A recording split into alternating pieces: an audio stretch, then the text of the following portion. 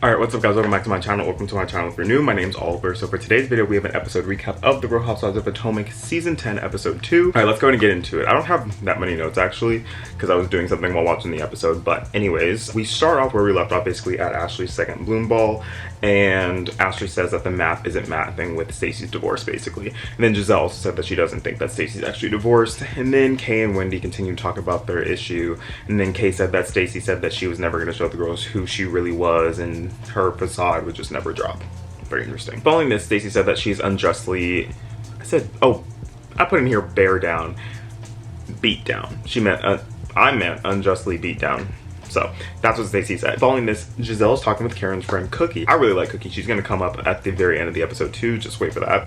But anyways, after this, Wendy's like, okay, so Tia, tell me all about you. And Tia's like, well, I'm Nigerian. And then Stacey butts in and she's like, oh my gosh, I know you guys don't want to hear this from me, but I'm Nigerian too. You can never, and I mean never, you can never make me hate Stacey. She is so funny. I don't care that she's told lies. I really don't. I really don't care.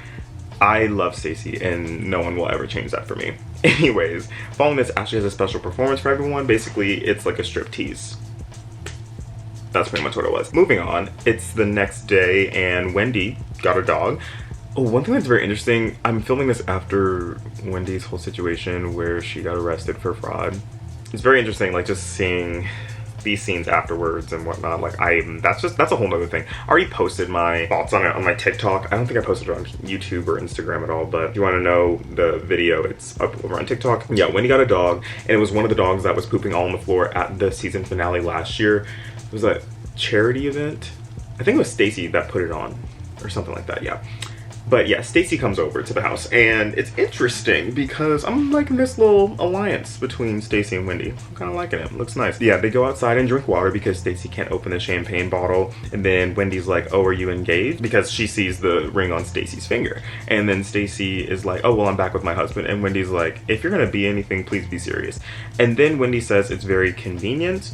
And then Stacey said that she never had the weed line during the reunion, because they go back into how Stacey was talking about how she was not, planning on doing a weed line during the reunion. And, Giselle dropped that bomb. And then Stacey was like, no. Well, yes, exactly. So Stacey said that she never had the weed line during the reunion. And Wendy said that she was told that Stacey wanted to start a weed line like Happy Eddie. So Wendy already knew about this like way before, but she never revealed herself. That was a smart move. Okay, moving on. Giselle goes over to Tia's house.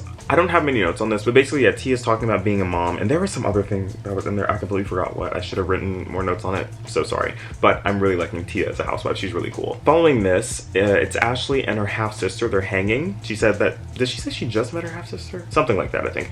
But yeah, they're hanging before Ashley goes to the White House Correspondents' Dinner with Josh Harlow. And Josh Harlow didn't love the fact that Ashley did Love Hotel. You guys know that show with Giselle, Ashley, Shannon Medore from Real Housewives of Orange County, and then Luann de Lesseps from Real Housewives of New York. They all went on Love Hotel. But yeah, apparently Josh Harlow didn't love it. And then also Josh Harlow was wearing sneakers to the White House Correspondents' Dinner. Okay, moving on. It's Angel and her husband. She's talking about how they met. They originally met on Facebook. They're talking about their Maryland home and what they have planned for it and whatnot. I'm interested to see their progression throughout this season. I'm very interested in Angel and also with Tia. I really like them both as newbies. So moving on, it is Giselle and she is at Kay's place. So they're just talking about everything. So basically they talk about how Angel was defending Wendy and how it was super weird because Kay had some like Botox and beauty event at her med spa. She didn't like the fact that Angel was like, well, did you ask Wendy about her kids after she said the makeup thing or something like that? Kay was like, what? Like, why are you asking about, why are you like kind of defending Wendy or asking about Wendy? And then Kay said that she had chin checked Angel. Very interesting. So, following this, Angel actually has a sound bath event with all the girls because she said she didn't have the opportunity to get to know all the girls at Ashley's Bloom Ball. So then Wendy and Tia arrive first, and then Giselle, and then Kay. Following this, Giselle is like, okay, where are we with Kay and Wendy? Like, where are you guys? Are you guys good? And Wendy's like, oh yeah, we're good. And then Kay's like, girl, it's very passive aggressive. Come on now.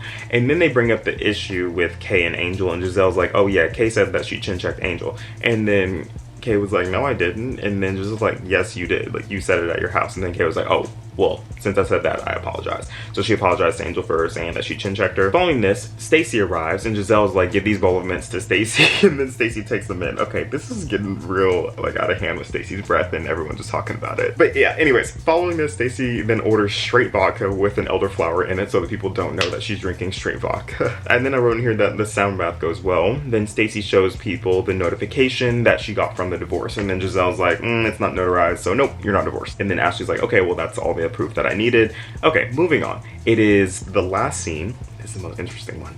So it's Giselle and Ashley, and they're at lunch at Tally Ho restaurant, and it's like Karen Huger's favorite restaurant. They actually filmed this last season. I think it was just with Karen and Giselle? I know that Karen was there, or was it Karen and her cousin? But the owner was there too, and actually the owner was on Watch What Happens Live the night, like whenever this show aired too, but yeah. But it was funny because Giselle and Ashley show up looking like twins. They both had blonde hair, a pink shirt, and then jeans. But then following this, Kay shows up and she's in all red. And then Cookie shows up too. And Cookie said that they put Karen in an alcohol program and that she's reading books and is exercising a lot, which is pretty good. Cookie also said that there was a possibility of her getting out early, and did. And then Cookie said that Chris Samuels messaged Cookie. And then Ashley said that Stacy's been trying to get with Chris Samuels because whenever Ashley's balloon ball event was ending, one of Ashley's friends was helping Ashley carry her gown down the stairs, and her friend said, oh, just so you know, like, Stacy reached out to me to, see if she could set her up with Chris Samuels. And it was like, okay, wait, the timeline and stuff, it's not adding up though, okay. And then Cookie said that Chris can't have that funky odor in his house. And then finally, Monique's return is teased because it says 3 weeks later, boom, Monique's walking in. So I guess we have 3 more weeks until Monique is finally back in the mean streets of the P. Anyways, leave your comments down below. Thank you guys so much for watching this video. I hope you enjoyed as much as I did making it. Please remember to like and subscribe. I'll see you guys in the next one. Bye guys.